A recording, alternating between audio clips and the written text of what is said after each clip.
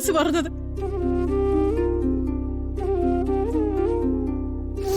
പക്ഷെ ശ്യാമമ്മയുടെ പറഞ്ഞത് വിട്ടുകൊടുക്കാനല്ല, കൂടെ നിർത്താനാ.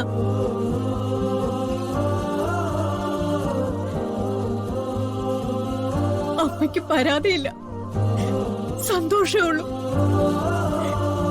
കേട്ടോ മോളെ?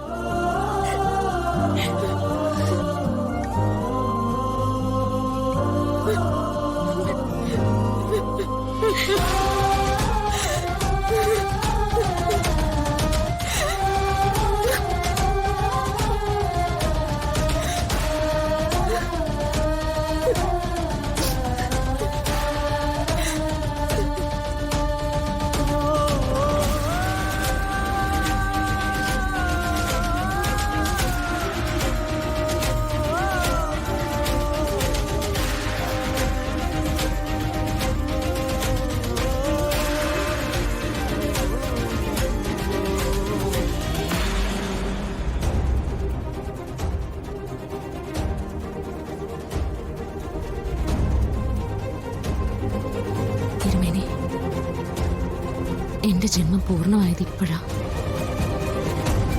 അതിനുള്ള കാരണക്കാരനാണ്.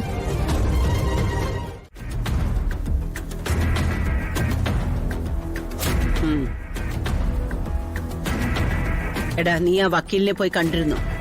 കണ്ടായിരുന്നു, കാര്യം പറയുകയും ചെയ്തു. അയാൾക്ക് നിങ്ങൾ കാശ് കൊടുത്തത് ഡിവോഴ്സ് കേസ് വാദിക്കാനാണ്.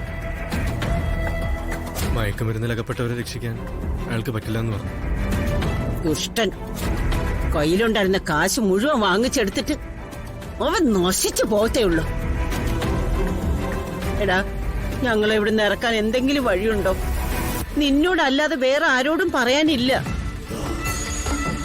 ഇതിനകത്തെ അവസ്ഥ മോശമാ മോനെ.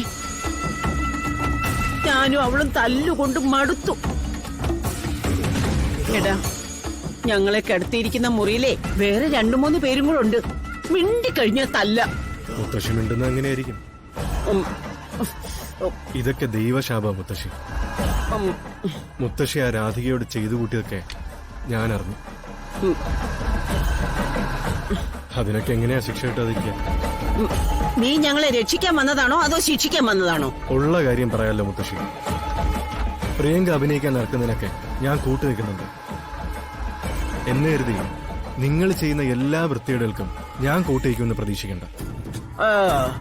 നീ ഒരു പുണ്യാളൻ. എടാ, എന്റെ മോളുടെ കയ്യിൽ നിന്ന് നീ തട്ടിപ്പറിച്ചെടുത്ത കാശുണ്ടായിരുന്നെങ്കിലേ ഞങ്ങളിപ്പോ കോടീശ്വരരായിട്ട് ജീവിക്കുമായിരുന്നു. തെമ്മാടിത്തരം ചെയ്ത നീയാ ഇപ്പൊ ഞങ്ങളെ ഉപദേശിക്കാൻ വന്നിരിക്കുന്നത്. വൃത്തികെട്ടവൻ. എന്നെ എന്ത് വേണമെങ്കിലും പറഞ്ഞു, എനിക്കൊരു കുഴപ്പമില്ല. പക്ഷെ ഇതിനകത്ത് കിടന്നിട്ടെങ്കിലും ഈ സ്വഭാവം ഒന്ന് മാറ്റിയെടുത്താൽ മതി. എന്റെ സ്വഭാവത്തിന് ഒരു കുഴപ്പമില്ലടാ. ഇവിടെ നിന്നല്ല, ലോകത്തെവിടെ ചെന്നാലും സുകുമാരിക്ക് നിലനിൽക്കാൻ അറിയാം. ഞാനും എന്റെ പ്രിയങ്കമോളും ഇവിടുന്ന് പുറത്തിറങ്ങട്ടെ. ഒരെണ്ണത്തിനെ വെറുതെ വിടില്ലല്ലോ ഞങ്ങള്. നിന്റെ ആ സിനിമാക്കാരനില്ലേ ഞങ്ങളെ പോലീസിൽ പിടിച്ചു കൊടുത്തവര്, അവരെ കാണുകയാണെങ്കിൽ പറഞ്ഞേക്ക്, അവരൊന്നും ഇനി നേരെ ചൊവ്വ ജീവിക്കില്ലെന്ന്. ഒന്ന് നിർത്തുന്നുണ്ടോ നിങ്ങള്? എന്തെങ്കിലും ചെയ്ത് രക്ഷിക്കാനുള്ള തീരുമാനത്തിലാണ് ഞാൻ വന്നത്. അപ്പൊ അവരുടെ അഹങ്കാരം കണ്ടില്ലേ? നീ എന്നെ രക്ഷിക്കണ്ടടാ. നീ നിന്റെ വഴിക്ക് പൊയ്ക്കോ. എന്തായാലും നിന്നെ കണ്ടിട്ടല്ലല്ലോ സുകുമാരിയും പേരക്കുട്ടിയും ജീവിക്കാൻ തുടങ്ങിയത്. ഞങ്ങളുടെ കാര്യം ഞങ്ങൾ നോക്കിക്കോളാം. പൊയ്ക്കോ, പൊയ്ക്കോടാ.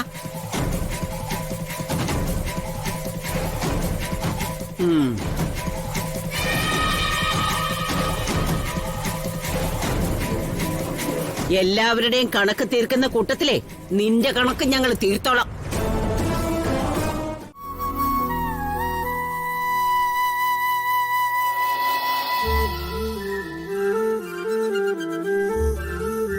അമ്മ,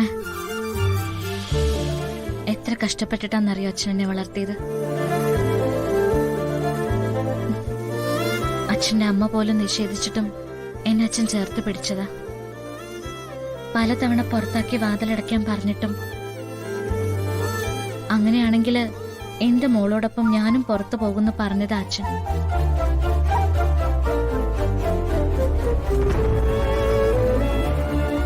തീരുമാനം അച്ഛൻ എടുത്തില്ലായിരുന്നെങ്കിൽ അമ്മ ഇന്ന് എന്നെ കാണില്ലായിരുന്നു.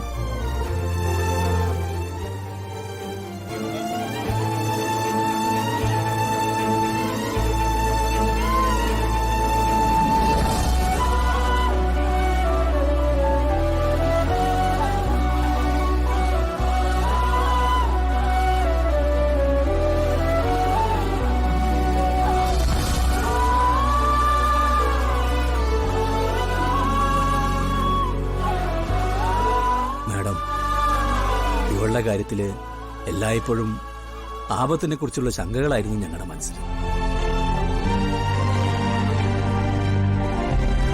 ഇനിയിപ്പോ അതുണ്ടാവില്ല. ഇവൾക്ക് കാവലായി ഇവളുടെ പെറ്റമ്മയെ തന്നെ ദൈവം ചുമതലപ്പെടുത്തിയിട്ടുണ്ടല്ലോ.